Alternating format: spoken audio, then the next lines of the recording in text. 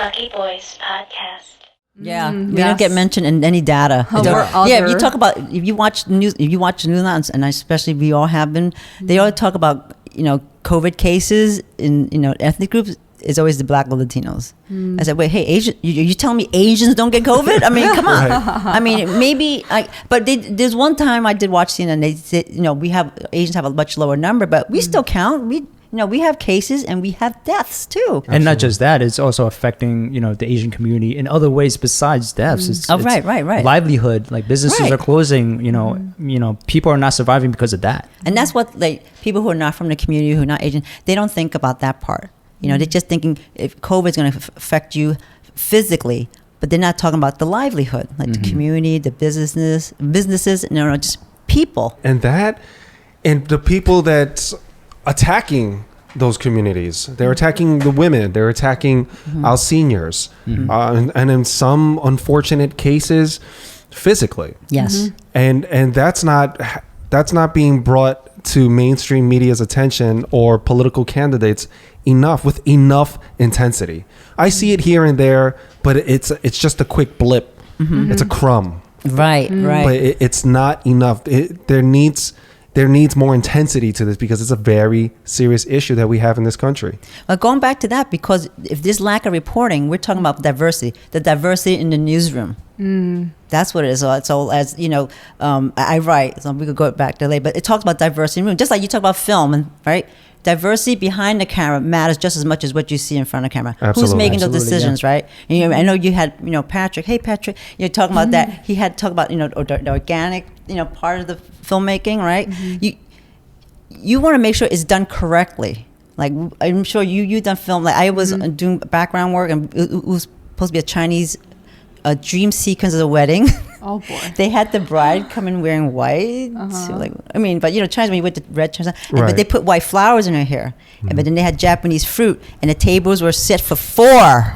Oh, our favorite number. Yeah. So I walked in. My other friend who were doing the background was like, yo, this is supposed to be a Chinese wedding. I think you sure it's not a funeral. This is tables for 4. And she had white. And for those of you that are listening, 4 in Chinese, it loosely translates to death. Right. So going back, we're talking about diversity. Yeah. Why it's not covered? Because it's not like there's. When we watch television, there's a lot of Asian reporters. We know that there's a lot of Asian journalists, just not as lot as white or Black or Latino.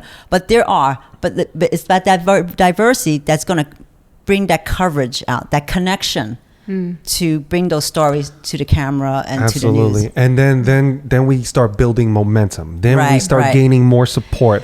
Exactly. And then that's when you see little Ming over there or little, Ping over there. And that's when they'll start becoming more integrated with the system into the melting pot. I think they won't feel like they're a visitor in a country that they were born in. Yes. Yeah, I think that's extremely important. Also, I think people who have voices or have a platform, I think it is their responsibility to shoulder some of that leadership because they have that stage. I don't always see them use it, but I think there's a responsibility with that level of power that they have that they should not be afraid to implement because I know for one that we will absolutely have their back, but I understand that could hurt their pockets. If I think Don said this, but he was pointing more towards people in politics, but I think this also goes across different industries is stop serving your masters. They may not have your best interests. Right. Yeah. The master's tools will never dismantle the master's house. Ooh, can you say that again? Judy, that's deep, man. Where'd you get that? Drop that verse. Jeez. I was a senior in college and I told my professor I want to change the world. And he was like, a master's tools will never dismantle the master's house. So depending on what you want to do with your life, you need to figure out which side you want to stand on. Yeah. So I was like, fuck. Beep, beep. No, it's okay. I'll get fired anyway. But why would you? You're speaking truth, right? Yeah. It's Truth to never power. easy. Like I would Yeah. never want to be positive. It's so hard to make everybody happy. Like you can't Right. make everybody happy. Just like this podcast. Right. You know, it's like every episode we have, it mean I'm going, man, will this age well in 10 years? What we just said. You just know, have to but forge on. You got to be positive. You got to do you what you have to. do what you think is right. right, I think with race still being a thing, it will always be relevant. That's why on college campuses, race is still being taught. Like we talk about it like it's still segregation. Because there is a formula in which they choose their student body, and I don't know what it is, but there will never be a majority minority college campus, except if it's like an HBC or something like that, which is a historically black college, right? So who's in power making that decision, like who they want to let in? Obviously, the masters. But I've never been one that enjoyed a monoculture. I typically found more value and fun within different communities where there was just a large melting pot where we all could just hang and kick it and kind of look beyond the color, where it doesn't really exist to us. Like we know it's there, but it doesn't shape the way we treat each other or think about one another. And I think that if you're introduced to that at a young age, then you won't have that barrier or that mindset, I should say, towards different cultures. So that when you see some other person of color mention something that affects them directly, you can sympathize with them immediately instead of casting judgment and creating a different narrative for them because you grew up a certain way. But most people that I hear, and I try to listen a lot, and I hear what they're saying, but then I also look at who their friends are and who they grew up around. And it's most of the time, it's the people that just look like them. So if you have that, how can you expect me to believe that you have a diversity in thought or that you're even capable of understanding this person's pain? Or unfortunately, how do you, can you even develop the capacity to care if you can't empathize or only act like you care so that you can make a point? And I think that's the problem today, is that we don't do enough of that. We have places where we call ghettos, and then we have these other places called privileged neighborhoods. And I've lived in both areas. I lived in the ghetto. In fact, I grew up in the ghetto. And as I grew up and I grew old and I became a father, I'm now living in a privileged area. And I can see a stark difference in terms of when we were shopping for neighborhoods, just looking at the different neighborhoods and who they allowed in within those demographics were completely racist. And just the level of education and support that you get. Well, I think they try to desegregate the schools and busing kids from, say, a urban, less fortunate neighborhood into somewhere that is more, that has more resources back then, or maybe even now. And it didn't work because you're probably one black kid out of everyone. That's right. And I don't, like, how can you relate to someone who grew up with privilege all their life? Just financially, they're at different places. They're different classes of society. And then you're going to get this person, throw him a bone and allow this person from this area, this poor area, completely different mentality, and just to visit here for a little while and then just to let these other kids see what it's like. I think what you have to do is you have to mix. They have to live in those communities. Yes. That's what's going to work. It's not inviting this kid from a different zip code to your zip code. It's living together. We have to learn how to live together. That's how it works, because we can live together. We can go to school together. We can go to work together. We can fight for the system together. We can fight for a better America together. But inviting someone to come once in a while, it just doesn't work. Yeah, but Okay, sorry, go ahead. I'm so sorry. This is gonna be a super personal question, but why didn't you decide to raise your kid somewhere in like Chinatown or Lower East Side, something similar to where you are? Like I said, I'm not for monocultures. I don't want to raise my kids, even though I'm Asian, around all Asians. I don't want to raise them in an all black neighborhood, all white neighborhood, because there's a big disadvantage to that no matter what. Even if my kids living in Chinatown and this is all they see. The neighborhood that and you see in my neighborhood, it is a melting pot. You see Indian, what's Hispanic, the place called? Spanish. What's his address? I'll tell you. I'll tell you after the podcast. But it's a great community with great people, great families. I have never experienced racism once since I lived there. I lived there for the past 5-6 years, and we all hang out together in harmony. All of us are different colors, different races. I was just at the park yesterday. We went for a little hike, and I was at the park, and this family from Bed-Stuy, I can't make this up. Their kids just started playing with my kids. They asked if they can play, and we're like, yeah, sure, because of COVID, people kind of get weird. Yeah. But they were just playing with my kids, and I was like, yeah, cool. It was this black family from Bed-Stuy, and then we just started kicking it and talking like it was like we always knew each other. And they said, man, this part is just like a different energy, man. Yeah. Did you feel like sometimes because we're people of color, we just connect? We just kind of connects a little bit more than, That, and I just think it's the way you think, right? Yeah. I'm inviting, and you could be white, black, blue. I don't care. I really don't care. I really want to listen to what goes on in your mind and the way you feel about certain things. And I'm really interested in that, what I can learn and absorb. And then from then on, we could kick it and have fun. Yeah. I think that's all I really care about. And to look at you and to think that you're less intelligent or I'm inferior to you just because we look a certain way, I think it's a barbaric way of looking at things, or narcissistic or inaccurate. I mean, the list goes on. It's just not a forward way of thinking. Yeah. I grew up in Chinatown, right here. You want to call it, that's fine. But I like the way I grew up. I grew up in PS1, my elementary school, 126. It was, and I look back at my fifth grade picture. It is so diverse, and I've learned so much just because I learned about eating bacalaitos. I love that stuff. And you learn about each other's culture. Just things like just hanging out. We knew we were not like she's Latino and he's black, but we didn't think of racism. I think as a kid, and then knock on wood, I never had faced real racism. Like, you have a little kid that call you the chink or whatever. That was not blown up, but just kids.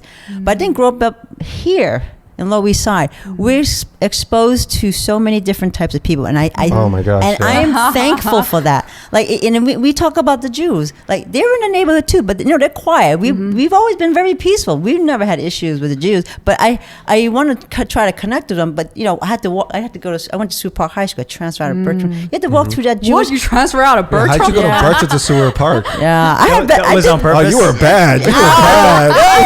Okay, different podcast. Was it what podcast? Different podcast. Podcast number 63. Welcome to the Lucky Boys podcast.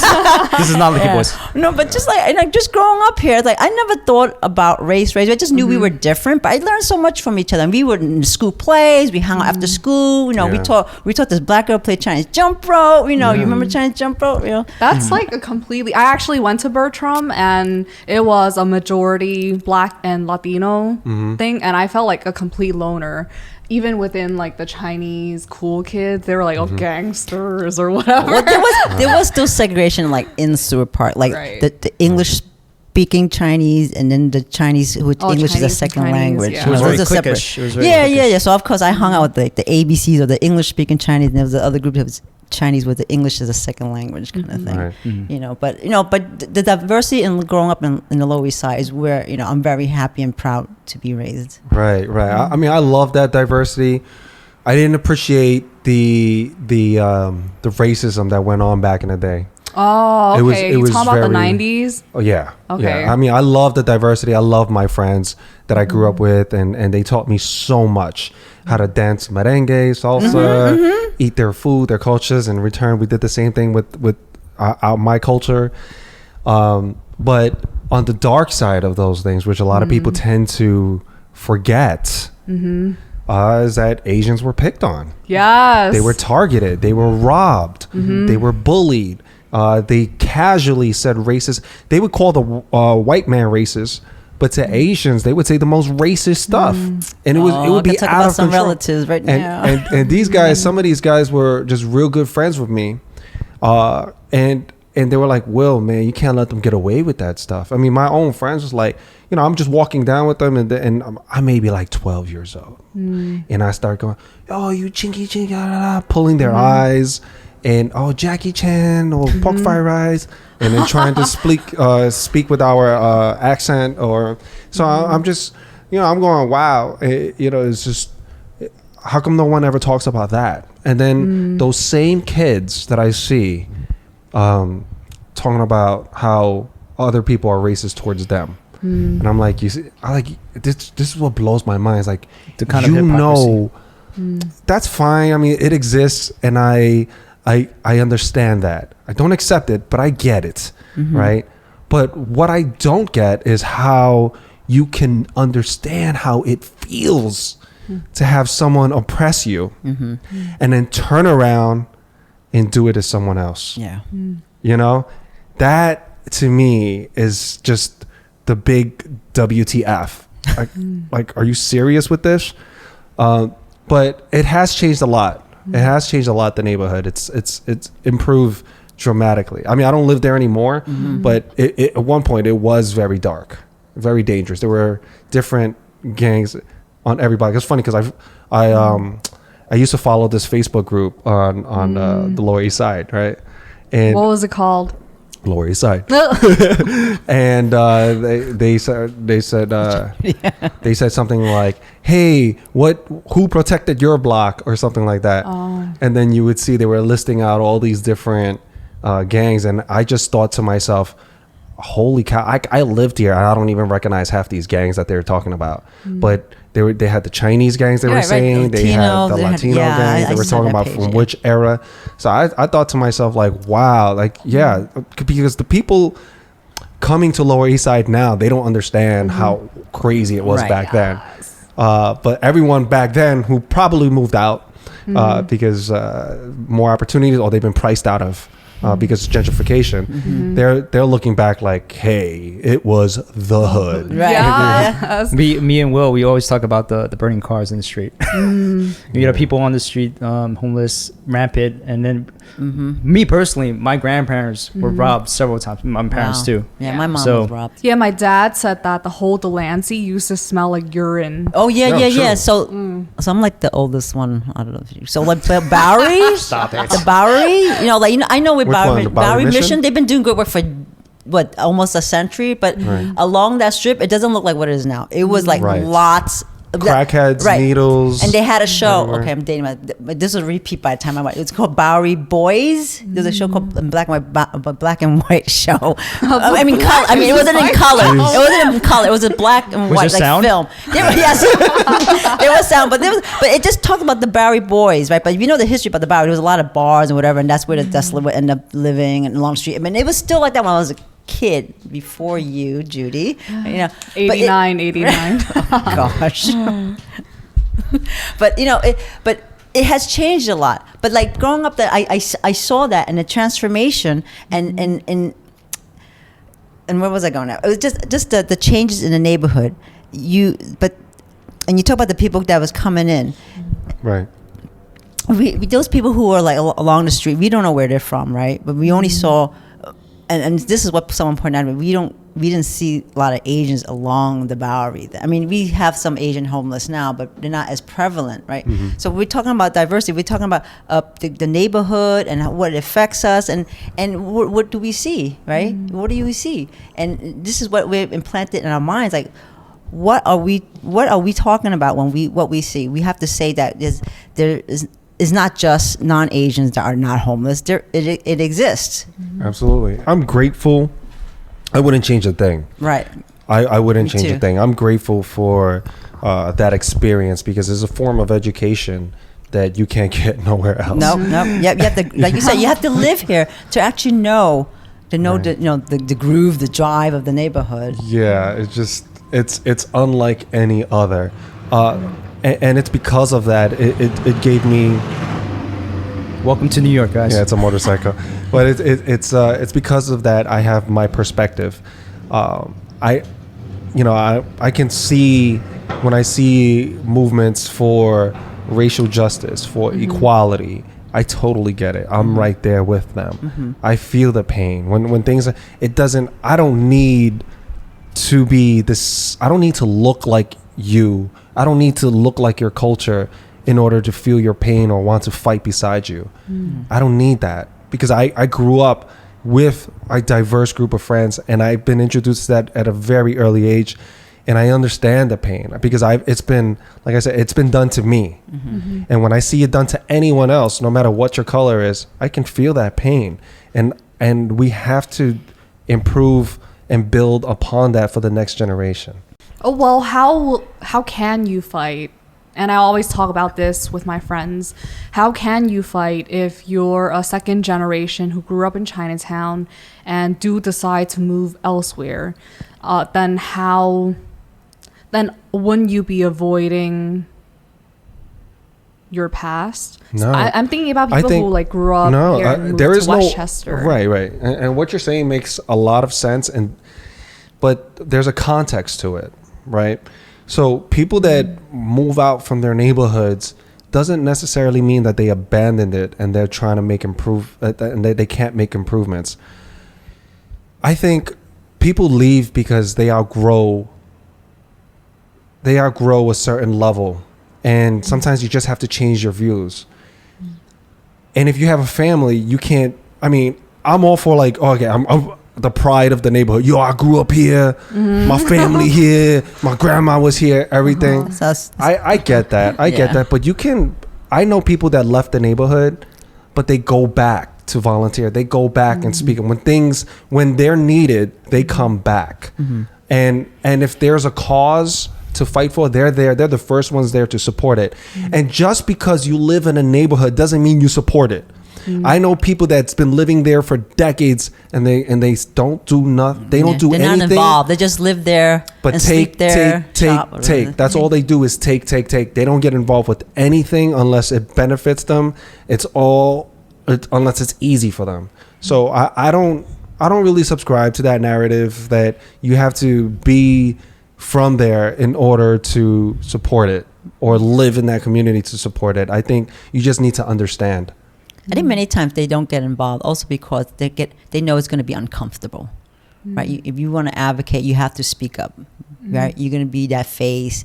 You be in front of people. You have to fight, rally, whatever it is. I think people are just afraid to. They might want to, but they will never want to be the one to lead it. Right. But once let's say Norm says, well, I'm going to have this rally, then other people are like, oh yeah, they'll follow. They're just waiting for that one person to start it off. But I think many times they just need guidance also. But if you look at someone like Jay-Z, can you imagine if he is he's a billionaire now, where he reached a status where he is now, and he's just going back to Bed-Stuy and he's telling Beyonce, like, hey, I want us to grow up here, raise a family. It just wouldn't really make sense.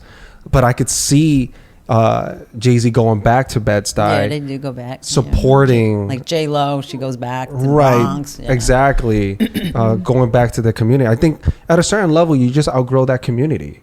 It's that community doesn't really fit you in your lifestyle anymore. And you just grow up, but you can always go back and support them. And probably do more than anyone else could using that platform. I think I just saw my wife tagged me on this where Aquafina, she posted something about Chinatown where her grandma was, and where she lived, right? And in the Lower East Side. Right. So I know Aquafina doesn't live in one of those homes, but she posted about it to make some awareness. So there's different examples of that, and I think we have to be careful if we're going to shoot at people because they decided to look for opportunities elsewhere that fits them along their journey of growth. We don't want to shame them for that and say that they're not supportive because they don't live in that area anymore. That doesn't. There's different ways of doing it. So. I think once you get into that type of privilege, you have an obligation to kind of give back to where you came from. Know your roots. Yeah, know your roots. Know I your mean, roots. like I when I think about like my grandparents and my parents and their family, there was 8 people living in that tiny tenement apartment. I grew up there too. So when my uncles and aunts, they grew up, they left. They left to, you know, Florida, the burbs and everything like that, because they wanted to better their living situation. They want their kids to live in a better environment. And I grew up in that tenement apartment, but I respect the fact that my grandparents were able to raise 6 kids in that tiny ass apartment. And it's me and my sister now growing up there.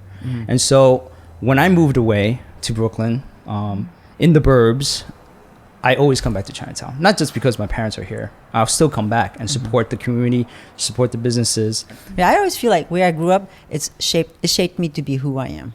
You know, it may not show outright, you know, as you mature, you grow older, it comes out later on. Like I lived away from New York, and then when I came back, I was like, yo, what the happened to this neighborhood? You know, like like, you know, down by the Superior, you know, all those Jewish merchandise stores were gone. I was like, what is The one on Ludlow is still there. What? Ludlow on Grand. And just like, what is these pop-up galleries, this high-end barber shop? What, a shop just for neckties? What is all that, right? It's got super trendy. And I was, over there. yeah, so all these bars. Yeah, I was like, and what? speakeasies. I was just blown. I didn't recognize it. I was just blown away. It is a bit of a shock, and I like that. You know, one thing that's for sure is that change will always occur. Yeah, change is inevitable. You know, Right. but I feel like it needs to change with the neighborhood. It has to work with the neighborhood. Like, I think there was an issue where there were just too many bars. Right. That doesn't serve a community purpose, because you have to be 21. It's not like a family-oriented place that everybody could go. Right. You have to be 21. So, like, do we really need more bars? Maybe we need more laundromats. Everybody could use a laundromat service, right? Things like that. Yeah, but you know, there's people that are keeping those bars open, and there's a demand for it. Unfortunately, that's the way it's going to go. Right, I know. That's the move, and I mean, that's why I say if you're going to choose a neighborhood to raise a family, you have to choose wisely and carefully, because that will shape the way your kids are being brought up. That has a big impact. I mean, like you just said, where you live really shaped you to who you are today. Even though you moved out, it follows you everywhere. I feel the same way. Norm and I were talking about, you know, growing up, you know, always street sense, right? We got street sense growing up in the city, right? Oh yeah, you get this like a spidey sense. Right. Yeah, exactly. We got eyes back in our heads. We know everything's going on, right? We know where to run to, the crevices and the cracks on the streets, right? We just know everything about the neighborhood. You know where all the hidden weapons are in the street. Right. I'm just kidding. Right. Jeez, man. You know Under where the to garbage run. cans, guys. Yeah. No, I'm just kidding. So growing up in the burbs, like, it's so totally, we're talking about you let your guard down because you always assume it's always safe. A couple of friends, when they went from the burbs to an urban environment, they're like, they were so overwhelmed. They were fearful, like, what is going on? And then you see the transition to, oh my God, where has this been my entire life? This is awesome. Bar, restaurant. Usually after a few drinks. Yeah. So now after a couple of nights, easy nights on there, you start realizing, it's pretty safe. It's so much fun. I'm meeting all these new people, and obviously pre-COVID. It's kind of funny because I was in Sunset Park for a while, and it's kind of like the hood. And at the tip of it on 25th Street, they're starting to gentrify that area within the past 5 years, and I constantly see cops at the train station, and I think it's because people who are from the suburbs moving in, and they don't necessarily feel safe, so they want protection every single. I was going to say that. Okay, if you didn't feel safe, why are you moving there? Because it's like affordable. Right. See, but that's just kind of like, I'm just shaking my head. That's how it starts. That's called gentrification. You know, Williamsburg used to be extremely dangerous. Yes. The roads, I mean, they're still pretty bad, but they were extra bad back then, where it's like an instant flat tire. It was really, there were potholes everywhere. I mean, one of my best friends growing up lived in Williamsburg, and we would go there. I would sit in like on a stoop of his house, and there were like prostitutes just walking by openly, drug addicts. You know, I'm like, this is crazy. And I remember when the tide started to turn there, when all the developers started purchasing all the warehouses along the waterfront. Right. Then they start advocating for the future residents. All the tax write-offs for higher people income, right. rent- Not but then residents. it started getting trendy because artists, hipsters, they were the first ones to move over there, and kind of take on some of that crime rate, you know. And then they made it cool, and then it just kind of grew from there. That community and people from all over the place were like, "Hey, let's move to Williamsburg. It's cheap. The commute to Manhattan's super easy." So it made a lot of sense. And you know, artists just they don't have like, you know, they're not making it rain, so they get in where they can, where it's most convenient. So that happened, and that's part of the gentrification there. But do you think gentrification is bad in some instances? I only think that's a good thing you asked that, because I had my thought when you guys were talking about people that are part of the community, but they're not part of the community. They're not giving back to the community. And I think the only thing that is really bad about gentrification is the people who are moving in, they're just taking. They're not giving back to the community. Right. They're not like getting to know the community. Exactly. And just pushing the current residents just out, right, from the change that's happening.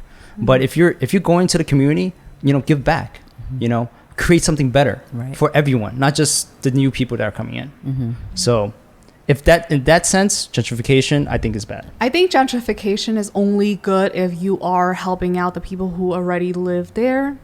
And I'm thinking specifically about the complex that was built on Delancey, the Essex Regal that was there. And they were building a big residential spot on there, and they promised that in order to build that building, they're gonna reserve some of it for affordable units.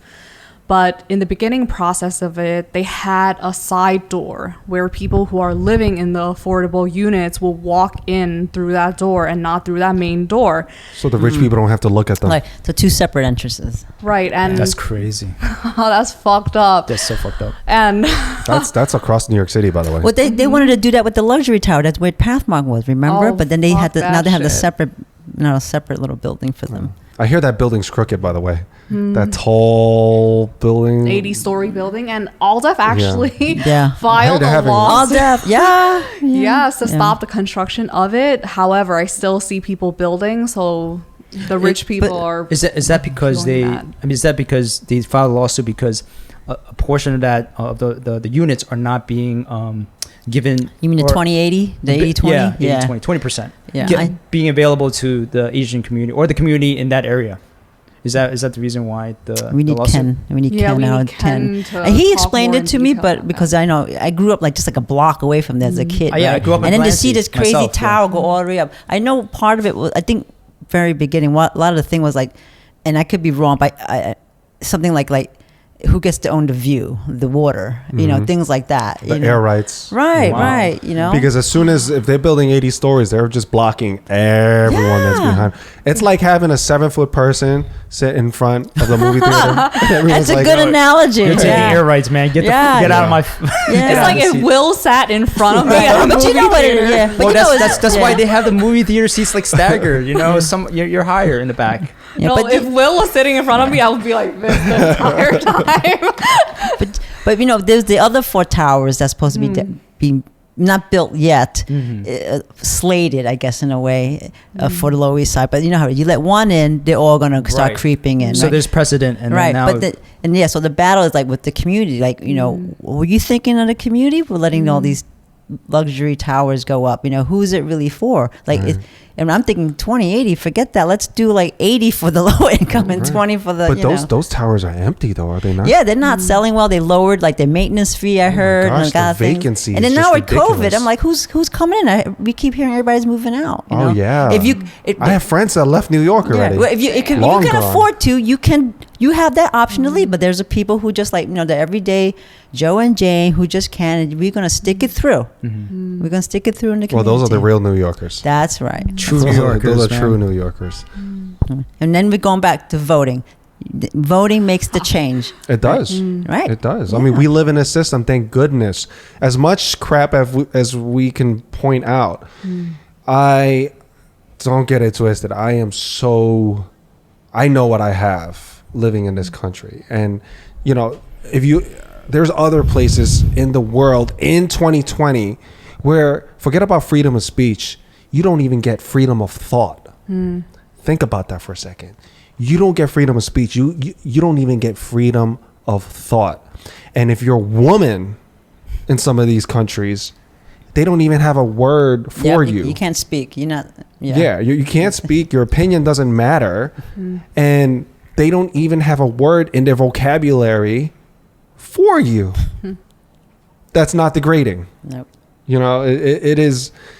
I know and I speak to some immigrant folks that come to America, and they are well educated, and I listen to them talk, and they go, you know, coming to America, it was just so attractive because of our First Amendment, because we're able to have all these freedoms and we can express our true thoughts and opinions, and we actually have a shot of making something out of ourselves. Whereas in a lot of these other countries, it's you have to sacrifice yourself for the you know, the overall, and your family have to sacrifice, and it's just not a fun way of living. It's not a way. It's living in, you're always oppressed, Right. you know. So I'm very appreciative of what we have in this country, and that's why I want to see it get better. I want it to stay that way, because at times it feels like we might be shifting over towards that landscape. We might be going towards them, because now you're getting clusters of countries that are allies with that train of thought.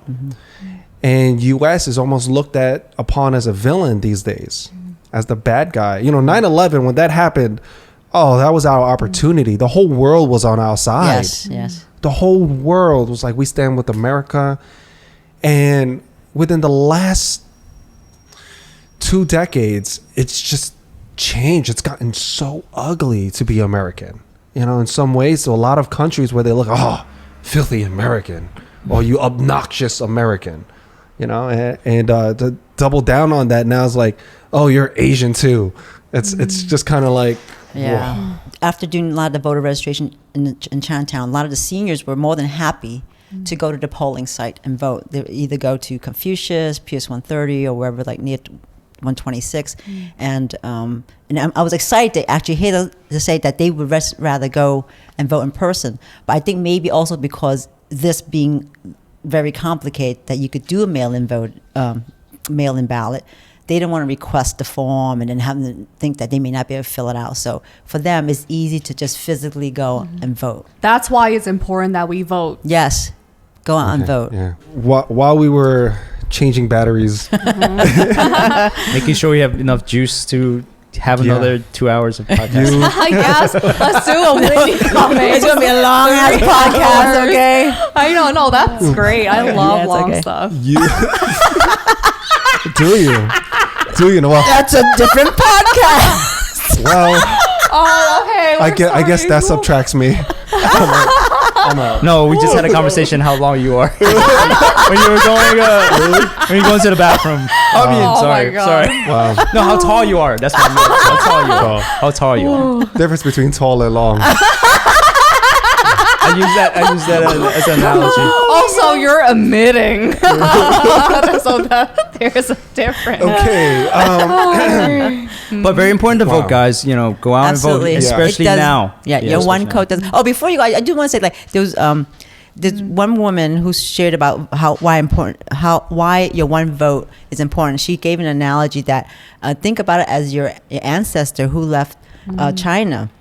That one person made that difference for everybody else, all your descendants that came to America later on. So that one person, like your one vote, can make a huge difference. Hey, thank you for sharing that. But you said something that was interesting, and going back to that one, just tying it together, that one person, Asian Americans, I guess the first generation or generation zero, or maybe even depending how open-minded the parents are, if you try to do anything that goes against the tiger mom narrative, right, which is go to school, study hard, yada yada, become a doctor, lawyer, as you were saying, have babies. Oh no, she said that. My mom was like, you cannot have babies. Wow, that's definitely against the grain there. A very progressive. Not until she's there. married. I think that's what your mom means, probably, right? Like you can't have babies now until you're married. Yeah, that's what she meant. Maybe that. But you're pursuing acting. Yes, I am. And so you kind of set up your life where, in your work-life balance, where it's conducive to your career. Yes. And we were just talking about, and you were saying how challenging it has been. Not only just the industry itself is tough, no matter what color you are, but with your parents. Oh yeah. Well, so my mom, she is an immigrant from Hong Kong. She married my dad, and all her life she grew up poor. And so the instability of her working day in, day out, she just doesn't want me seeing, or she doesn't want to see me going through what she went through, like working a really hard job. She wants me to sit in an office in front of a computer, typing away and making a steady paycheck. With your health insurance. With my health insurance. But I didn't give a fuck. Like, I legit quit my job. Every time I felt like I was done with a place, I would just quit. And she's like, what happened with that place? And I would tell her how unsatisfied I am working at that job, because my passion is towards acting and performing. And she was like, oh, if you're in that industry, all you do is sleep around and try to get roles. Because in Hong Kong, I think it was a little bit more dark back then, or even now. And so she has these preconceived notions. And I'm like, no, Mom, I'm trying to do this because I want to change the way Asian Americans are viewed in this country. And she just doesn't want to hear about it. And she doesn't know what I do at Aldef. Like, I don't even know. I don't think my mom knows what I do explain. either. So they just know, I'm employed. Right. So how did she find out you were acting? Did you tell her? I've been studying acting since 2012. So I quit my job with Nydia Velazquez, a politician in New York City. And I told her in letter form that I'm pursuing acting. And she thought I was kidding. And Wait, this is to your mom, you're saying, in a letter. Okay. Yeah, because I have you wrote a letter to your mom. In Chinese, yes. Okay. Confessing my passion. Right. And she didn't have anything to say. She's like, oh, maybe it's just a phase. And I told her, I was like, oh, I'm going to be in this acting program for 1.5 years. And I will invite you to my showcase if you decide to show up. She did not show up. And then it's really hard to break it in as an Asian American actress, or even if you're a white person, it's hard to break in. So I wrote a solo show in 2014, finally put it up in 2016, directed by MC Jin. And then I was like, yo, Mom, come and check it out. And she didn't want to come. And my aunts and my uncles and my cousins bought tickets. And then they're like, oh, hey, are you coming to Judy's show? And then she was like, oh, maybe. And I was like, oh, if you don't know how to get to the theater, why don't you go with our cousin Ray and Uncle Bobby or something? And so she came, she saw the show, and she was like, she didn't talk to me that night. We ignored each other as usual. Wow. And then It's really uncomfortable. I know, and my aunt and my uncle walked up to her the next day just saying, oh, hey, did you know she's pursuing something like this? You know, acting is a really hard path. And I don't know. And she came home, she started like talking to me at the dinner table, and then I just blew up because I was like, oh, acting is my passion and I'll die for my art. And I cried, and I was like, I'll die for it. And she was like, oh, I don't understand. Da, da, da. So we had a falling out from that, and I think we didn't talk to each other for a really long time, actually. And we lived with each other, so it was really hard. I think they just don't understand the scope of the arts. Like they appreciate it. They like my dad. He listens to Teresa. What's her name? Teresa right? Tang. Right. So like there are Asians in the arts. So that's why I don't understand why don't they let them follow their passion. You know. So I think it's just that I understand that they're being concerned. Like you were saying, like they want you to have this steady paycheck or whatever. But many people and it's hard for them to let the children pursue what they love rather than taking a job and being very unhappy. So, but I keep going. But I understand. It's certainly challenging, especially when you don't have the support of the people that raised you. You know, they're your backbone. And, you know, I do question it sometimes where I go, how many of us are in this boat where we're in these unhappy, unsatisfying jobs that we do not want to go to, but we're doing it to keep our parents happy, right? And how many of us within that group are actually really good at that other thing, and we're not pursuing that, and we're doing, number one, we're doing a disservice to ourselves, Right. but it just blows my mind. Like, what if we had the support of our parents? How far would we have come along by now, even within one generation? Because like you said, it only takes that one person to kind of break through and everyone go, oh wow. I remember my mom, she knew I was always this, like, the jock kid, right? I was always the kid that chose to play outside, play basketball, football, baseball. So that's the secret of getting tall. Not jumping, basketball. And drinking a lot of milk, right? You drink milk every day. I drank tons of milk, but yeah, I mean, genetics. My parents are I also hated tall. milk. I hated milk, so parents that was I a love detriment milk. to me. Yeah, but are your parents tall or short? I mean, They're not. No, if you have two short parents, they're I mean, short, you're likely you're gonna be. My short. uncles are tall. I usually skips a generation or so. But then the dominant gene becomes. Right. I mean, unless you had two recessive genes, Oh, but that's a whole it's- nother conversation. But I would always choose to play outside and do all this other stuff, and my mom would tell me, "Stop, stop playing outside all the time. Stop running around with all these kids." And I'm saying, I never got it. I just kind of ignored her. She goes, and she would make up excuses like, "Look, your skin's getting like super dark and tan." Oh, yeah. Right, because you know, like Asians love, yeah, like a CL guy. Yeah. Yeah, my and- mom would say that to me all the time. Yeah, like the skin of a roasted duck, right? Or my mom would also say that, or my brother would say like soy sauce, like my skin's dirty. Yeah, And soy sauce chicken. That's what my mom would say. so I ignored it because as a kid, you just want to have fun, And I love soy sauce chicken. right? And it's delicious. So much better. And at some point, as I gotten older, my mom knew that wasn't going to work on me and stop me from going out anymore. So she was just extremely blunt. When I got older, she said, and when I got older, I mean like 11, 12. Keep it, when you grew up in an Asian household, you know, nothing's ever good enough. That's one, Yeah. right? In that type of household. And two, when you grow up in New York City, you grow up really fast. Yes. So Yep. there's the filter just comes Definitely. off at a very young age. All right, when you're turning the corner on puberty, I feel like. But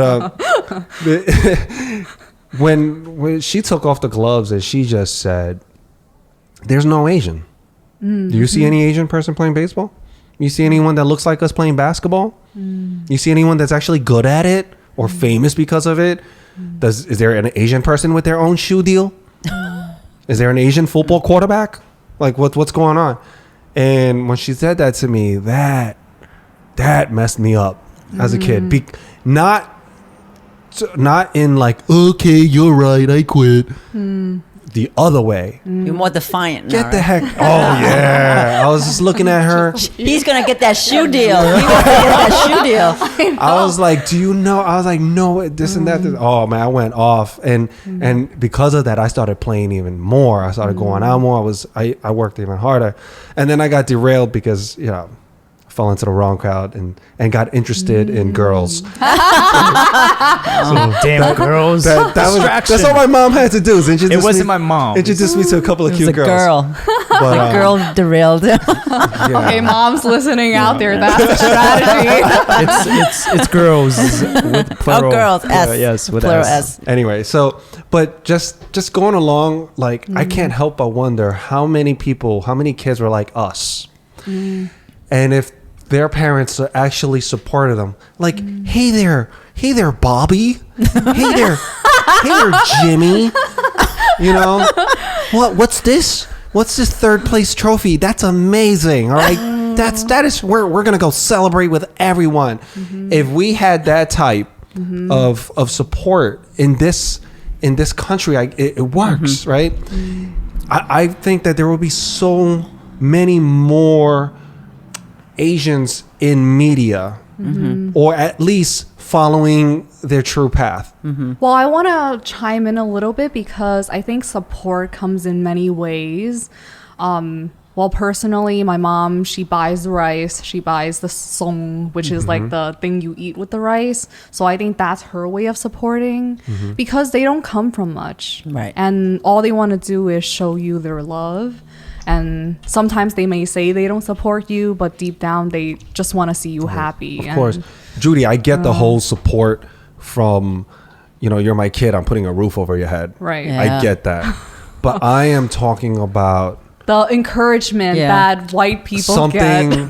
Something out of academics. Like, I get that you're supporting me, but are you really? Are you supporting your interests? Are you trying to live vicariously through me? This is my life. This is my journey. I'm grateful for everything that you've given me and continue to do so. But at the same time, I need you. Yeah. I need you to believe in me that I can do this. And if I can't, I need to know that you're still going to be there with me. That's love. That's unconditional. That's the way we should approach parenting. I really think so. I mean that's the way I do, at least. Yeah. And I can say that if my parents had that approach with me, I would have turned out way better as a teenager. Oh, stop that. I was super rebellious as not as a man. As a man, I can't blame my parents anymore. I'm a grown man. Like these are everything.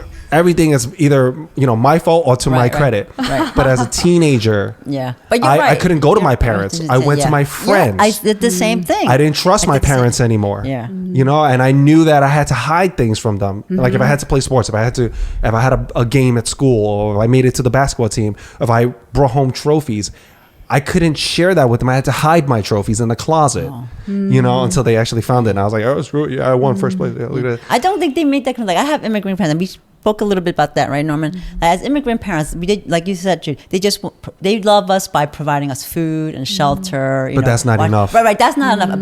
But I think that's all they knew as immigrant parents, right? They come here, and this is all they knew because their parents were like that too. But now that I'm an ABC raised here, I see different kind of parenting. So I can't, I wouldn't blame my parents because they only gave what they could, or all they knew, or how they knew how what they thought made sense. Right, exactly. So they weren't the one that hounded me to be a doctor or lawyer. They were kind of pretty much absent in my education. You just knew I went to school. So when I talked to my other friends who were my generation, we navigate the whole education system on our own. The application process, choosing the high school applications to college, selecting. It was until some of my friends goes, oh, Mom, I'm going here. The parents are totally not involved just because, they don't understand the process, but also because they're too busy working, right? And then there's a language barrier because, I'm speaking Chinglish. How do I say application process to Mom? How do you say financial aid, FAFSA, and all that kind of stuff? And it's just we did it all ourselves. The people, we did it all ourselves. The only time my parents ever showed that was maybe in time for graduation or the parent-teachers meeting if there was a Chinese interpreter. So I didn't have the kind of parents that were hounding me. You got to be this and this and this. I think our parents... I agree, but somewhat disagree. I think I agree with a lot of what you said. It makes a lot of sense. And I agree that they just don't understand. But I think that's, I think that the fact that they don't understand is because they don't see an Asian person excelling in that area. Right. If they just saw one with the same story, they would be open up. Michael Chang, tennis player. Tennis. As soon as he started making all these Chinese newspapers, and got on my parents' radar in Chinese news at night. You better go play tennis. How about my mom signed me up for tennis classes. She said, "Screw basketball, play Baseball. tennis. Look how long and fast you are. You can you run around with these kids all day." Bro. Yeah, I think you could have dominated tennis. Yeah, but I didn't like tennis. Right? Yeah. It wasn't fun for me. And I like team Chinatown, sports. there's no tennis back then. Yeah, there's no tennis. There was no tennis. Yeah. But we didn't get that, like you were saying, we didn't get that support. I mean, you're right. I think they could have applied themselves more. But I think also as a teenager, I'm thinking back, did I ask them? Did I ask them to be part of my life, my schooling? But I'm like, what, 13, 14, 15? How do I know how to make that connection in my Chinglish? Right. How do I do that? That and when they're working all the time. Right. And then what they have now, which they didn't have then, was like career day. They're bringing these professionals from, then talk about the job. Maybe you might want to do this if you're good in this. Or no, they didn't have that in mind. They were just kind of like, I don't know. Let me think about it. Like for me, I went to Hunter, I studied journalism. The only reason how I decided to do that was that the person who did the PA announcements was graduating. So they did a new PA announcer. I was like, oh yeah, I could do that. So I started doing the PA and holding a microphone like I am now, do the Pledge of Allegiance, the basketball team, going blah, blah, blah. I said, I could do that, right? I could do that, right? Yeah. And then, because they said, oh, Shirley, you talk a lot. I'm like, yeah, I do. But that's how, it comes. And not like my parents told me. It's just life experience, opportunities, volunteering. That's what meeting people, doing things, inspiring you and trying to lead you to that path or your interest, Yeah. And, my parents, fortunately did not play that role because, they're working. And I think when you're in a mode of surviving, it's just so difficult to have that train of thought of thriving. Like you don't even think thriving's possible. You're just trying to keep your head above water, and when you're in that frame of mind, number one, I think it's very weak in that sense. Not saying that people are weak. I'm saying that is a low form of thinking because most of the decisions you make will be out of fear and you will choose the most conservative choice. Even though it doesn't benefit you or serve you, you would choose the most logical thing that you think makes sense. Safe decision. You have a culture or an environment that's fostering fearful thinking, fearful decisions. I think we are constantly being our own worst enemies, where we don't allow ourselves to be anything more than what we truly can be. We look for the easiest path and with the least resistance, and we choose that, and that's it. I remember one of my friend's dad said this to me. He said, you got a good life. You got a nice wife, a nice home, nice cars, right? And he said, why do you want to do anything else? Why are you still talking to me? Like, just you and your family are good. You can go to a low-cost city and just be good for the rest of your life. I look at him like, what? Like, wait, just because you check off some of these things on your checkbox, and so you live life like a checklist. You check off some of these things and it's off to the sunset, even though you're young and you're full of vibrancy and there's so much more energy within you to give. What a waste of a life. So you're telling me that I could die young in this sense? You know what I mean? Like, life should be lived. If you buy your shoes, need to be worn. Right. Oh, sneakerheads will say something different. I'm a sneakerhead though. Yeah, I have a few pairs of shoes that I don't wear, but it's a figure of speech. Shoes need to be worn that is not super valuable, but that you could resell on the market. But shoes need to be worn and life needs to be lived. And I think once you get to a point where you can, I think it's your responsibility to do just that. Well, I think our parents were maybe because they're brinking towards that retirement age, they're thinking now it's my son and my daughter's turn in taking care of me. So they're thinking about themselves. That's true. You're an investment. Yes, and in Cantonese, there's a thing that they say 养儿防老, which is you raise your kid so that they can serve you when you get older, which is a very Confucius filial piety thing to say. So it's a very conservative thing. I told my parents, I said, this is what I'm going to do, and with or without your support, but I'm letting you know that this is happening. Oh yeah. Yeah, but I'm going to take care of this, and I will take care of them. I'm here as a son. It doesn't change anything. If anything, it'll add to me. It'll let me live more. So I will able to see more. My view will become wider.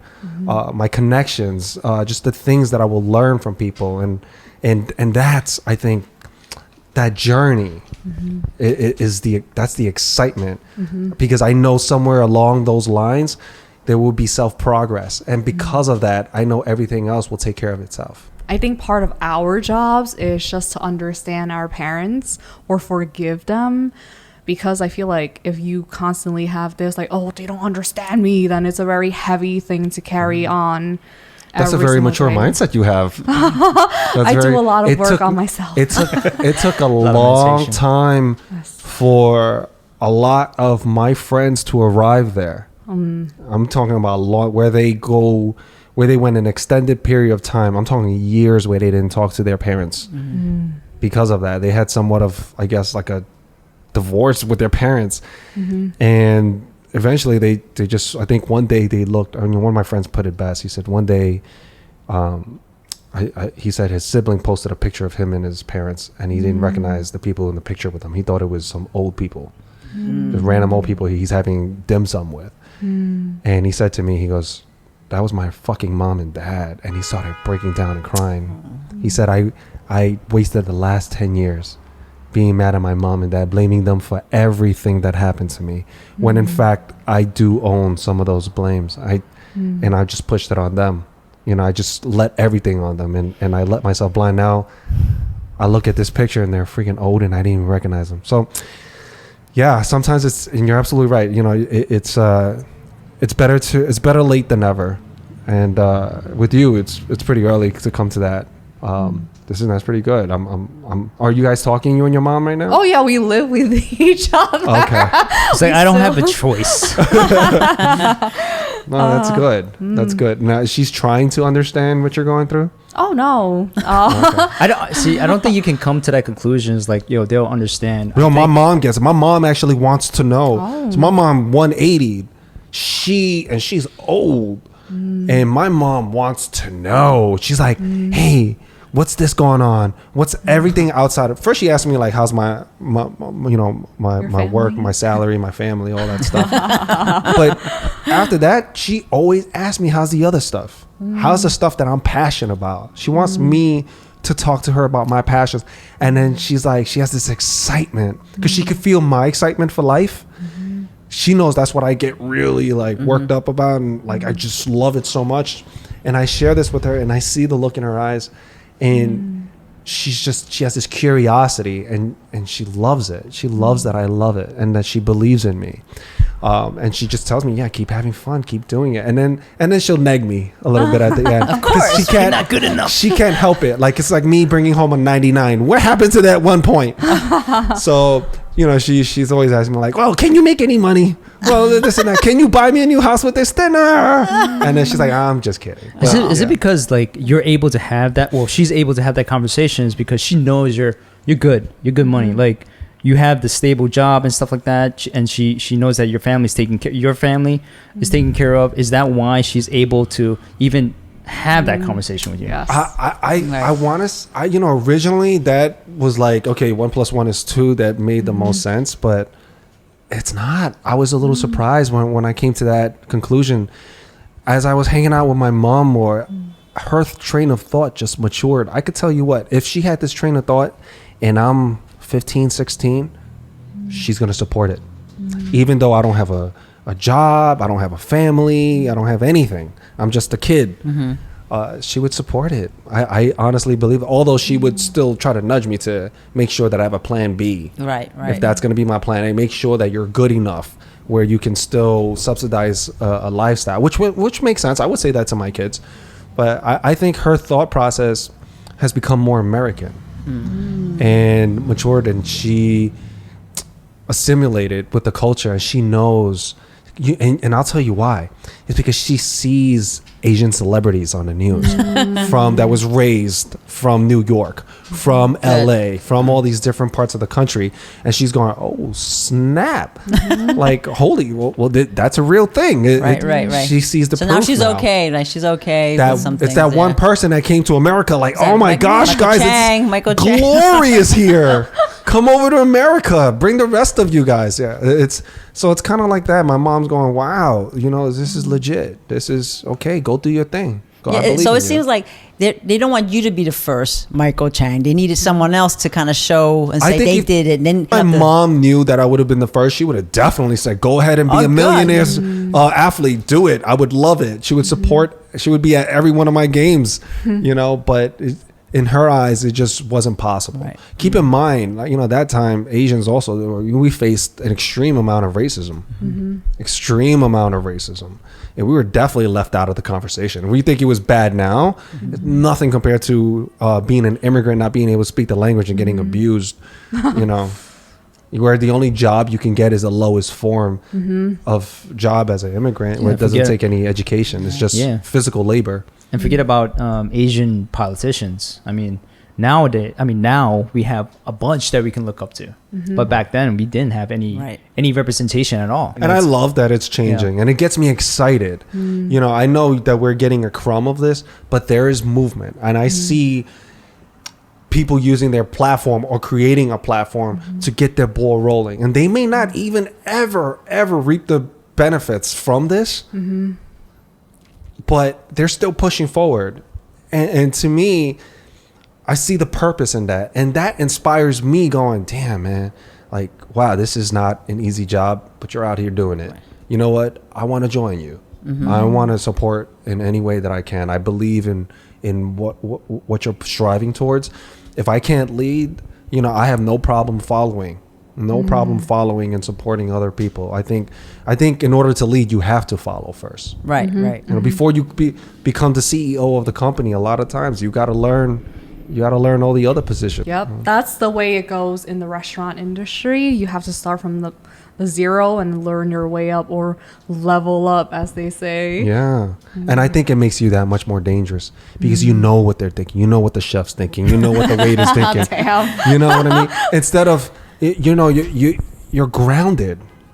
You're grounded. Whereas if you were always up here and you're looking from everything up here, how can you communicate with anyone? Totally different level. Yeah. Right. Anything you have to say is gonna be just come off as extremely dismissive or bossy. You're not really connecting with me. You're just barking orders. People don't respect that, and that's not inspiring. But someone that worked their way up, they'll know how to communicate and connect with all of these different parts. And they have that emotional intelligence. They develop that IQ or EQ in this sense. And so they know what moves you. They know what discourages you. And you, as a leader, you want to bring the best out of your people. So you want to be able to touch them. You want to let them know that you care about them as well. Right. When Crazy Rich Asians came out, right? Did you bring out your mom to check it out? No, I did not. Because I've heard stories where I took my mom or my parents to this, and then the whole perception of Asians being on screen changed. Well, I know she knows who Michelle Yeoh is, but everyone else on screen, she wouldn't know. And she doesn't understand English at all. Got it. All so, or she only understands very basic English. And I can't imagine my mom sitting in a movie theater not understanding anything that's going on. She can see what's going on, but in terms of what they're saying and all that, I don't think she will. Understanding the storyline or anything like that. Right. And I'm a big advocate of someone not talking during a movie. So if she asks me a question, I will be like, shh, shh. And that'll be annoying. With her, you think that she's just at this really stubborn place? Yes and no. I mean, I'm making a movie right now, and I don't think I'll bring her to that movie because it is hard to watch. Hard to watch as in... Oh, it's about something that happened in the family. And I put it up on the big screen. Oh, this is a personal piece. Yeah, very personal piece. Oh, wow. And if she decides to come along, I'll find a place in New York City where I can hide after she sees it and stay there probably for 3 months before I go home and like talk to her. Now, you said that you worked with MC Jin before? Yeah. He directed something you were working on? Yes. What was it like working with him? Oh, he's so cool. Yeah. Yeah. So I legit stalked my way into him working with me. At the time, it was 2015 going on to 16, and he was pursuing stand-up in New York. And so I went to the Gotham Comedy Club where he was showcasing his bits. I had my script in a yellow folder. I ran up to him after the whole thing ended. I was like, hey, I really liked you as a rapper. I saw you growing up. I really admire you. If for any reason you want to read my script and work together, let me know. And I included all my contact, and he was like, yeah, just DM me or email me. and he resonated a lot with the script. And it's about a Chinatown teenage girl learning what it means to become a woman. And there's a lot of bits in there that was super funny and very relatable for folks growing up in Chinatown. But for the movie version, is completely different because of the limited resources that we had. He directed a short. Oh, it was a solo show, like a live performance, a one-woman show. Yeah, so I did. Wait, so you pitched it to him? Because you did like the groupie thing, but not sleep with him. But I didn't sleep with him. No. Determined woman, but she got to him. Holy crap! Props. Fearless. So you went up to him like, hey, and you presented what you had, like and he actually gave you a shot and was like, yeah, I'll support it. Yeah. That's beautiful. Yeah, it was a live one-person show. We worked together during rehearsal, and I think right after that he went back to China and he was pursuing TV and film there. Oh, this is before he left for Hong Kong. Yeah, he became really big in Hong Kong. Yeah. Oh wow, damn, I didn't know. I didn't know he was a director. I didn't know he directed. So well, I saw his comedy and I was like, oh, he knows where beats should be, because as a person who wrote it, I feel like right? I would the comedic beats, you mean? Yeah, and I just felt like he would shed so much light, and he did. And there was this part that was super serious. And he was like, oh, maybe if you add something right here, it will make it like funny. And I did it, and people were like dying in the broke theater. The tension in the room. Yeah. So he is a very talented director as well. And we also worked together in a short film that he wrote and also directed that we submitted for HBO. Oh God, HBO, if you're watching this, cut this out. I was working for a PR company on the side as a side hustle, and they were putting together this thing called the HBO APA Visionaries competition, where they pitch 1 or 2 words and you have to make a short film about that. And so MC Jin, he wrote a script. And so the PR firm I was working on, the guy, it was gonna be a producer on the thing, and I was like, and he also knew MC Jin. So I was like, yo, if you and MC Jin's doing this, if I'm producing this too, I need to get in on it or something. Yeah. So I got like a small part in it.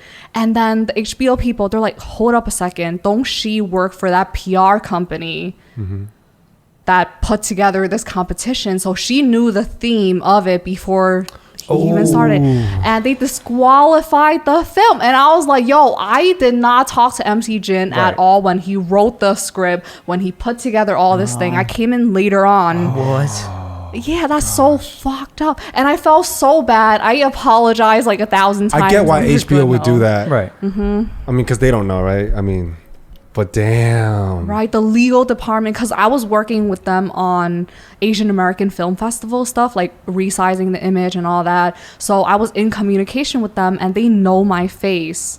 So they're like, hold up a second. Who's this lady right here? We got a ringer. Recognize We got a ringer. Right? So it's just like, Oh, I know. So what was Jin's reaction to that? He was like, oh, it's all good. What? Yeah. Wow. Well, I mean, was it submitted elsewhere where yeah. where Did it you could be pitch it seen? anyway? Oh, okay. Yeah, it was Okay, shown cool. in film festivals too. Okay. So it wasn't a bad thing. But did Jin try to push back at HBO? Like, hey, I really didn't like try to make a case for it, or he was just like, you know what, we'll keep it moving to somewhere else. I actually do not know, but he's a very big and forgiving person. So I think he probably would be like, yeah, you know what, it's okay. And That's he dope. did release it online for a little bit, but it's down. Some guy from China, though, pirated the film. What? Oh, because he's MC Jin, and it's Yeah, probably you're surprised? Come on. I mean, like, I don't know. Jin's acting in it, right? Yeah, he was the lead in it. Oh, so of yeah. course, Okay, of makes course, sense. you know, Yeah, maybe a fan. You were saying like he wrote it You and know. he directed it, so I was like, oh, okay. And starred in it. And started. Damn. Okay. Yeah, so and edited. that is like my film, actually. Yeah, I had, oh God, I don't even want to go into this, but there's a lot of things that goes into indie filmmaking.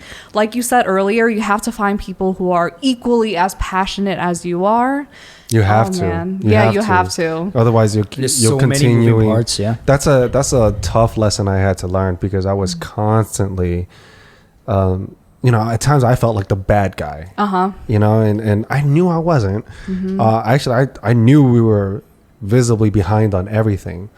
But it's just if other people aren't taking the craft seriously, if this is just like, I just want to see what this is, versus, hey, I really want to make something. I want to make this. I'm real passionate about this project. And they're not just saying words. They're putting action. Their actions are passionate. And they have a lot of energy. It's going to reinvigorate everyone around them. And then you get the opposite of that where it just drains everyone. Constantly having, and you're the one, if you're naturally positive, you constantly have to put everyone on your back and pull. Right. And it shouldn't be like that. You guys should all elevate each other. Right. When you meet people with the same energy, that's how you thrive. Yeah. Birds of a feather. Yeah.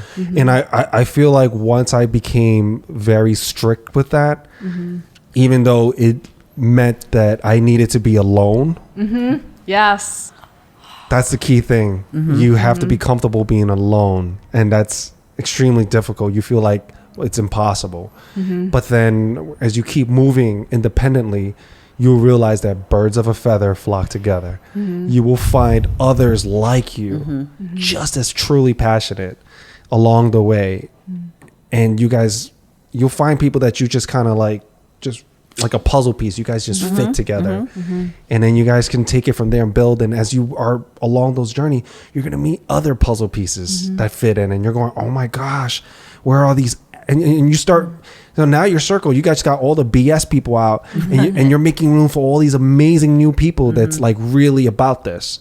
So that's a tough lesson that I had to learn. It took me over a decade to get that. So basically, you need to be around other like-minded people with that same energy. That's What? Right. Oh. No. How long ago? Just your last sentence. Okay, so I got that in. All right, so go ahead. But hers is still rolling, right? Yes. Yeah, we just keep going. Go ahead. No, I was just saying that how you share, I'm talking about thriving, just how we all grow being with other like-minded people. We all inspire each other, and then that's how you network and you meet other people who can raise your interest, your group, or support you up higher, and then that's how you continue moving forward. I need to chime in a little bit on that because as I was crewing up for my film, that was unbelievably hard. The people I really wanted to work with, they had a certain amount of money that they wanted. Okay. Yeah, they were like, I need at least $400 to $600 a day. We're operating on this level and your budget isn't there.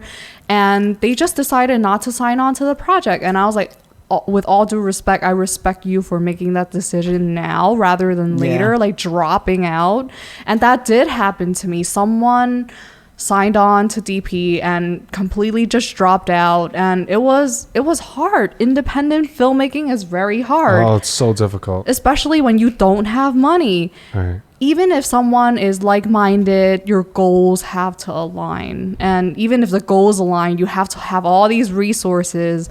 And as people who are starting out, it's hard to get to that level. You have to really build yourself, level 0, level up.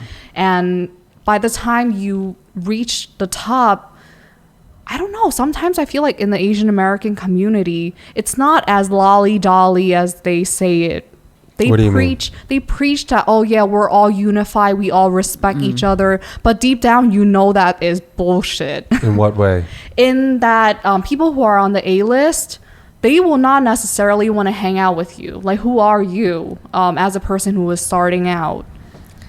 They won't even want you in their circle is what I'm cliques. Yeah, cliques. So it's high school all over again. So you're talking there's some form of classism. Yes. Within Asian Hollywood. And I'm not afraid of putting it out there because I've been around the community for a long time. So you've been around A-list Asians? I've seen them in passing, and I don't I would probably deep down fangirl, but I wouldn't run up to them and ask them for their autographs or whatever. No, I don't do that. I mean, I come from New York. It's a basic respect system. If you respect me, I respect you. Right. And in the Asian American community, I feel like sometimes I go to LA every year and I meet these Asian American actors. They're also maybe mid-level and they think they're hot fucking shit. And they're like, oh, just trying to talk to their people. Like, you have to know someone in order to talk to them. And if they find out, oh, you're also friends with this person, oh yeah, then you're in the group now. Well, but if you're not, bye. Shit. In all fairness, I know like low-level Asian actors, and I don't, you know, that's, I guess they would be classified as like D list. I don't know if that's a real thing, but they even think that they're hot shit. I guess it's one of those fake it till you make it deals. Whereas I don't know, like, I think it's a mixed bag. I've met some Asian celebrities here and there, and I think some of them are super nice to me, like very receptive. I think where the line gets drawn is, I think they're going, what do you want from me, man? You trying to use me? What do you want? You're probably just using me for clout. You know what? I don't want to waste time with you. I have no time for that. And they're really about their business. I could respect that. I could respect it going, you know what? I got nothing to gain from this person. No knowledge, no friendship, nothing. I don't have the time for that. I really, you know, I don't have time for this. So, and they're just going to keep it moving. I get that part. I don't get now if they're just straight up rude and like they look at you like a lower life form because you're starting out. And they're going, you know what? Get out of here. And they're like really sniffing their own fart and going, you know, they're really convinced that they're buying into their own ego and they're really floating away somewhere. I think I would say continue floating away and be out of touch. Go ahead, because you're going to lose your fan base eventually. I'm not worried about I don't even care. Like, go ahead, because people like that means that they don't have the right circle. They don't have the right group of friends, because if I did anything like that, my group of friends they will be just ripping on me all day until I come back to earth. If I started thinking that I'm who do you think you are, almighty, my boys, my wife, you better invite me to the yacht. Yeah, they will all rip me apart. Like if I do give them an ounce of douchiness, like it is there, I'm getting roasted. And if you don't have people in your circle to tell you when your shit stinks, that's a very dangerous place to be. Very dangerous place to be. Well, this is like outside looking in, but from my point of view, like people who have made it, like Ken Jeong and Randall Park, they've created like production companies specifically to focus on Asian American stories. So from that point of view, it's like they're kind of giving back to the community and they're actually reaching out to people who are on the come up. So have you experienced that, or is it just one-sided? I saw it announced, but I don't see things rolling. Maybe they're still building it as we speak. Yeah. So I wouldn't knock on it until I see something announced on their end. So you're very, you don't have a very positive outlook on Asian Hollywood. That's what you're saying. Or very skeptical. In terms of the stories they want to tell currently, it's all very feel good, just palatable stories. Wong Fu type stuff. Yeah, right? Or not even that. No. That's why Wong Fu didn't sign with any studios back then, because they want to keep their content and they don't want anyone deterring them from saying what they want. That's why they've been sticking to their own. They wanted to keep their IP independent. Yeah. Yeah, that makes sense. I mean, they're probably making more money that way anyway in the long run. Maybe, I don't know. Yeah, I don't know either. Like, but at least they have the freedom of thought. Right. That's important. I think that's why when I was making my film, I made sure to make it independent and not pitch it to any studios, because then they're like, oh yeah, we want to cast another person. You need a white boyfriend. Yeah. Oh my fucking God. And he needs to save you. Oh no. He needs to save you from from being, right. you know. Just hang some red lanterns over there, Judy. Yeah. That's exactly it. Everywhere. This shot in the backdrop is put red lanterns around the room. Oh boy. We have to have a Chinatown scene. We have to have a Chinatown scene. Just like politics, I don't believe in the trickle-down economy. I feel like in order for us to push boundaries and move our stories forward, we have to create stuff ourselves to represent us in the most authentic way possible. That's why Justin Chan is so successful. He knows everything that he wrote, like in terms of Gook and Miss Purple, and if he didn't, he had other people helping him along the way. And I think we need more of that and less of Hollywood creating stories they think we will relate to. Because frankly, I did not relate to Crazy Rich Asians.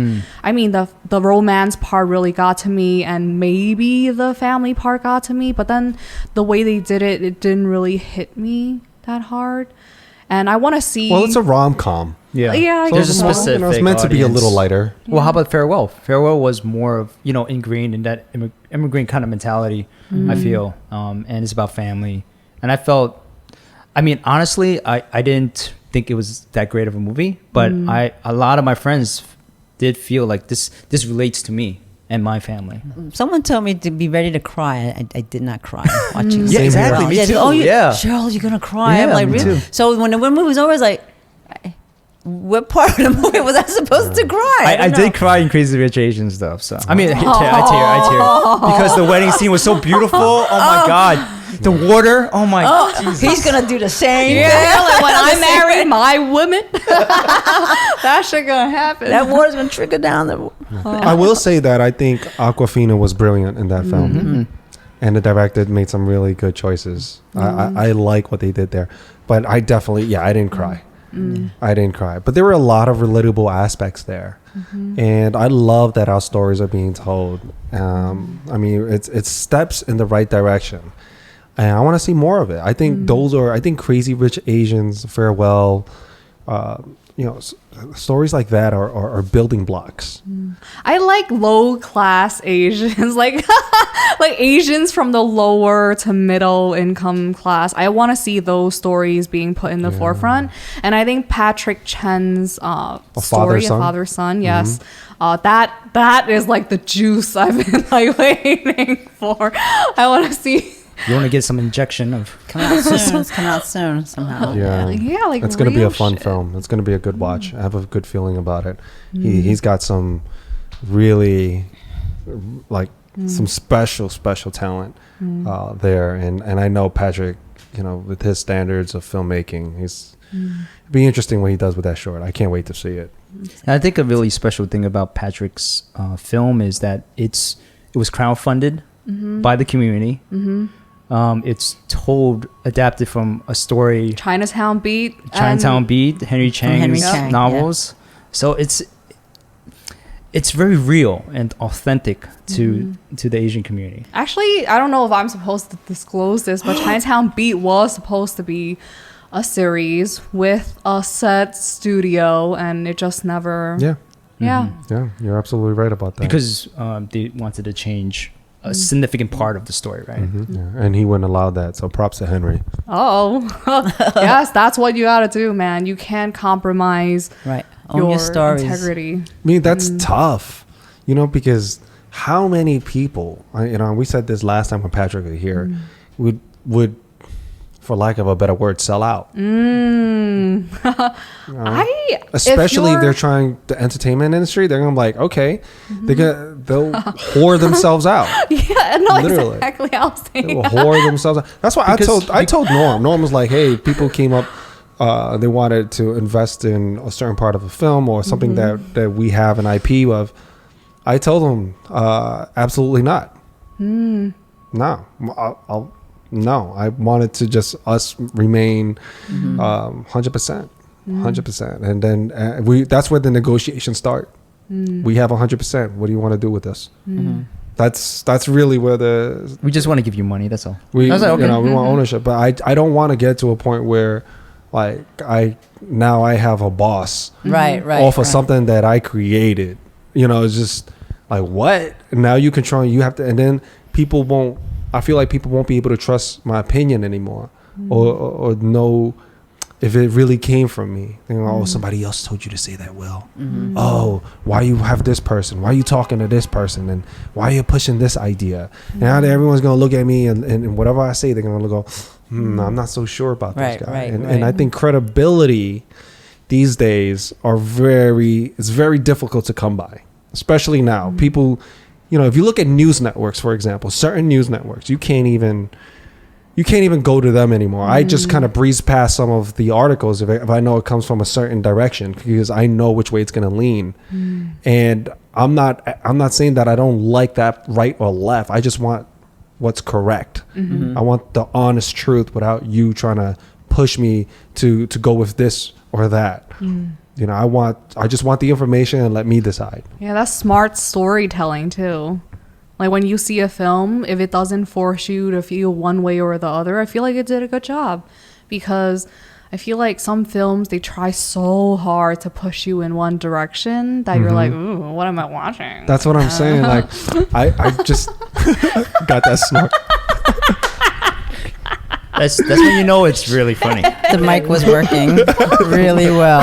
Yeah, you're all up in my ears on that snort. Like, it's like, holy cow.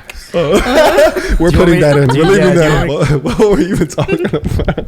The film. Honest storytelling. Story, Yeah, honest storytelling. I like it when they don't dumb it down for the audience. Right. And I appreciate it when the director or the writer can make decisions where it almost makes me go, oh, like The Sixth Sense, for example. I remember when I first saw The Sixth Sense, I was like, oh, this dude's a ghost? Like, I was like, no way. It completely blew my mind. I love it when movies make me do that. I just where it's just, no, you tricked me this whole movie, but it's good. And it's, things like that. Movies that make you think afterwards. I think Memento is another one where it tells a story backwards. Left a lot of questions. Left so many questions. Not enough answers. Yeah, but it's a good film. Yeah.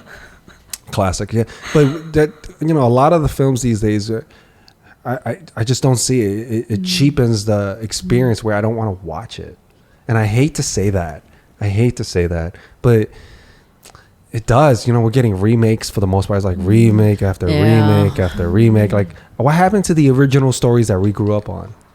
That's what I want to see. I want to see these original stories, and build from that. I don't mind these remakes, but give me some of those other stuff too. Put some money behind that, Hollywood, would you? I want to see some good, with Asians in it, please.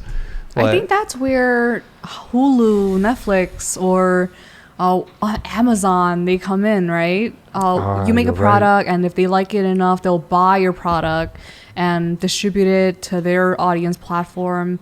But in turn, when they buy out your thing, you have to negotiate a deal, and how much of it do they own? How much of it do you own?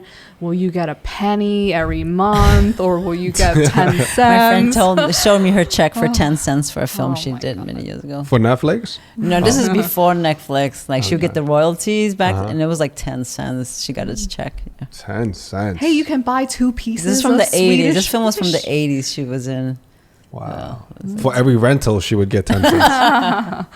It adds up. Like, I heard, like, the royalties for, like, the sitcoms, like Seinfeld, Friends, like, these guys are getting, if you got a good sitcom and it's current and other networks in syndication. in syndication. They get a pretty penny off those royalties. Can buy that face cream every month.